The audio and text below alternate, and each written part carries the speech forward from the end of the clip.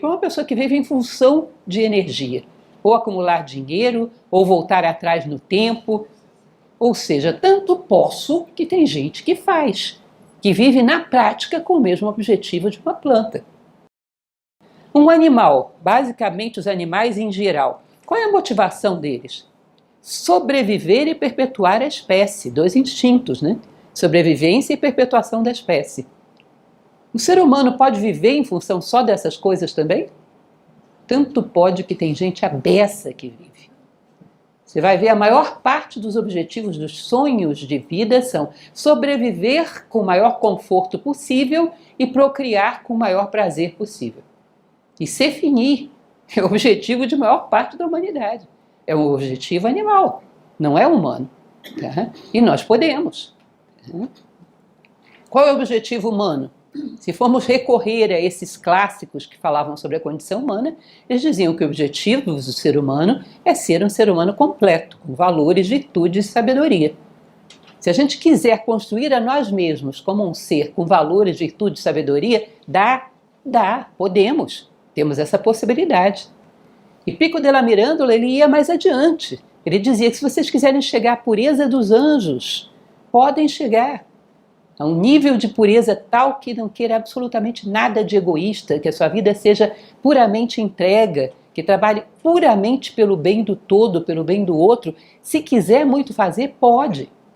Se você quiser chegar a um ponto tal de elevação de consciência, segundo dizem várias tradições, que você chega a se fundir com o próprio divino, dizem que até isso o ser humano pode. Ou seja, no campo do ser, o ser humano é um dos seres mais admiráveis da natureza. Ele pode tudo, contanto que ele tenha uma vontade direcionada e uma disciplina para trabalhar nessa direção. Ele pode tudo, qualquer coisa.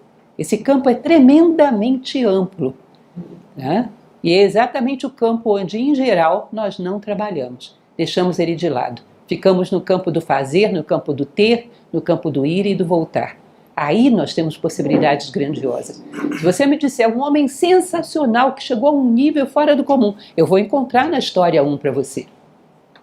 Um homem que chegou a um nível de correção, de integridade, de honestidade muito bom, eu vou encontrar na história um para você. Um homem que vivia feito uma pedra, não se mexia, eu vou encontrar. Nós encontramos todos esses exemplos. Embora alguns sejam mais comuns do que outros, a verdade é que a gente encontra todos esses exemplos. Já houve homens e há homens que vivem em função de algum dessas metas. Ou seja, se alguém vive é porque dá. Nós temos uma liberdade de escolha muito grande no campo do ser. O que seria a escolha ideal para nós nesse momento? Escolhermos sermos humanos de verdade. Até para ambicionar alguma coisa depois disso, a primeira coisa que você tem que escolher é ser humano. Imagine você perguntar para uma criança o que você quer ser quando crescer. E ela ser educada para responder, eu quero ser um ser humano de verdade. Isso seria a boa resposta. Nós deveríamos educar as nossas crianças para quererem ser humanas. O resto é secundário. Porque sendo elas humanas, o que elas fizerem será bem feito. Será aquilo que é apropriado para um ser humano.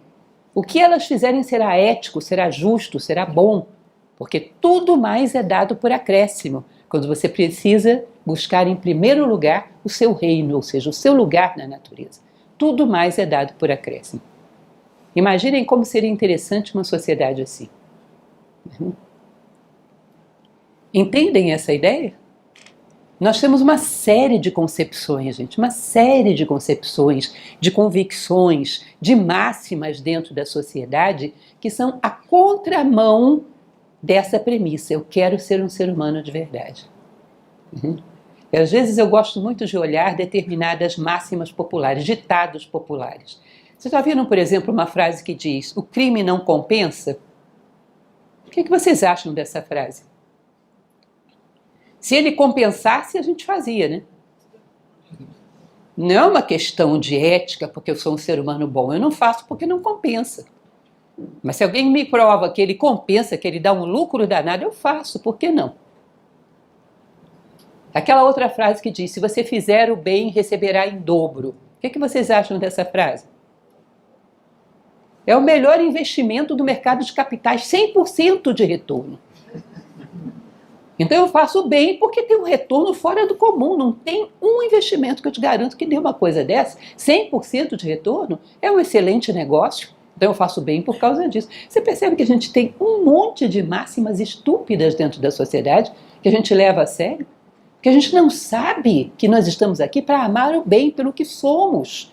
Não é por nenhuma compensação, não é por outra coisa. Eu me recordo de uma situação muito especial na minha vida. Eu tinha 18 anos de idade. Tinha acabado de começar a dirigir. E como todo mundo que começa a dirigir, é um desastre no volante, né? Uma coisa horrorosa. E eu vivia ali com aquele medo danado de bater o carro, de provocar um acidente. Eu me lembro que um dia eu cheguei para o meu pai e falei: pai, se eu bater o carro, o senhor me socorre, o senhor fica do meu lado, né? Eu me lembro perfeitamente disso, ele cuidando lá da gaiola de passarinhos dele. Ele virou para mim e falou: eu não, eu fico do lado de quem estiver certo. Isso foi uma coisa que na época me conflitou tremendamente. Puxa, como assim você bateu o carro, meu pai não fica do meu lado? Que pai, que coisa horrorosa. Hoje eu sinto tanto orgulho daquela resposta dele. Se eu bater o carro, você fica do meu lado, né, pai? Não, de jeito nenhum. Eu fico do lado de quem estiver certo. Vejam que coisa interessante, que coisa bonita. Eu fico do lado da justiça, é a melhor coisa que eu posso fazer para você, te dar exemplo. Não é isso? Vejam quantas concepções bestas a gente tem.